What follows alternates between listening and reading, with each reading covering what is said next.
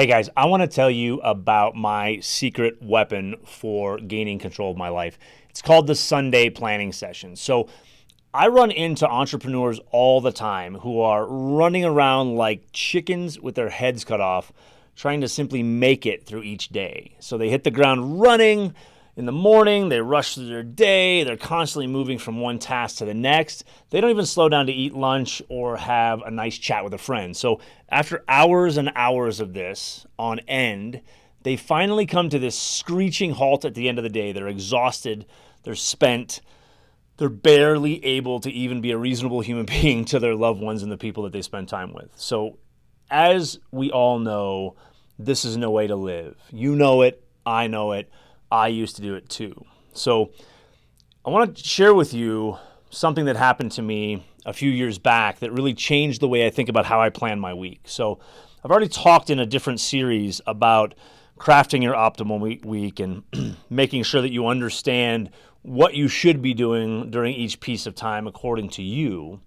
But how do we get there? How do we overlay what's actually happening in our lives on top of that week? So let me tell you a story. One Sunday, about 10 years ago, I was sitting in my office. I was dreading the week ahead.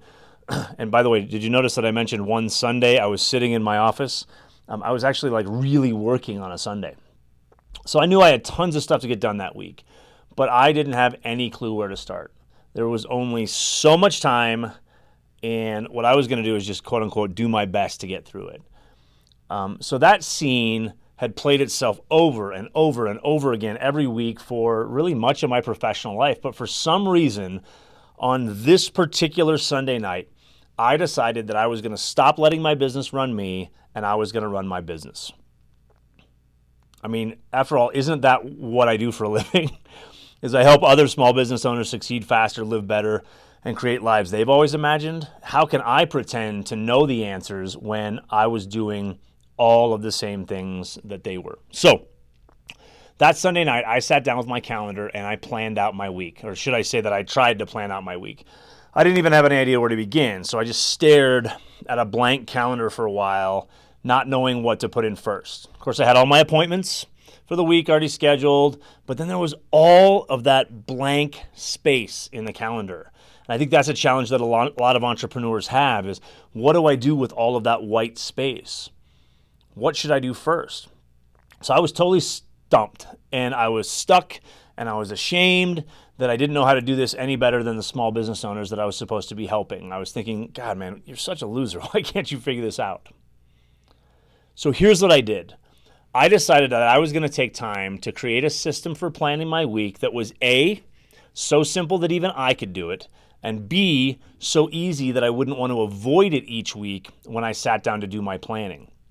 I wanted a process that had less than 3 steps, a process that I could complete in less than 15 minutes each Sunday that finally would drastically improve my productivity.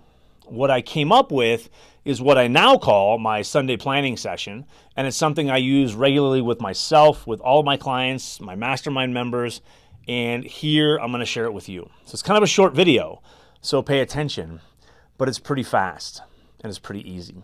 So the first step was for me to sit down and create my own optimal week.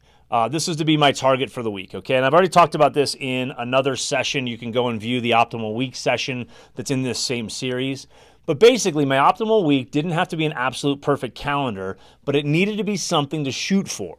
And it needed to have time for coaching, creative time, task blocks, and time to process emails and complete tasks. But it also still had to have, as a requirement, unscheduled blocks of time. After all, right, I didn't create this life to have every minute of it filled with required tasks. So my ideal calendar has evolved a ton over the years. And if you go watch that optimal week session, you can see what it looks like now. But basically what you're going to see is some big blocks of time that I do my most important tasks, and some other blocks of white that I use to schedule meetings and other calendared tasks.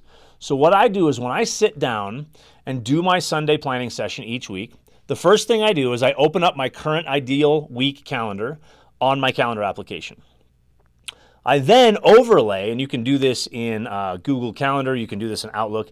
I then overlay my actual week on top of my ideal calendar, and I begin the process of moving anything that I can into the proper block.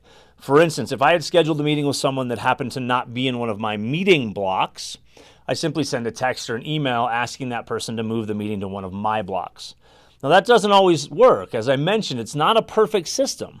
So sometimes my meetings can't be moved and sometimes I can't move stuff around, but I find that if I do this each Sunday, I get to a spot where many of those meetings will move and be put into my blocks. So that's not a big problem, but I want to make sure that I've made the effort to gain control of my schedule whenever possible. So that's number one, is I overlay my Sunday plan or my ideal week on my current week. The next thing that I do is I open my task manager, and I use Asana. I've used Productive by Jive. That was discontinued. I've used Google Tasks, but I keep all of my tasks in Asana. These are the things that I personally need to do. So I take a look and I determine how much time needs to be allocated to get the tasks that have a due date in this week done by their due dates.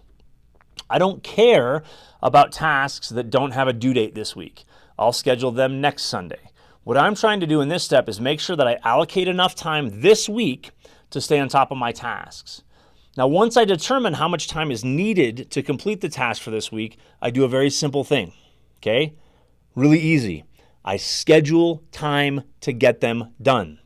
I don't let tasks hang out on my task list. And the way I schedule that is I schedule a block that says do this task at 1 p.m. on Wednesday. Do this task at 4 p.m. on Thursday.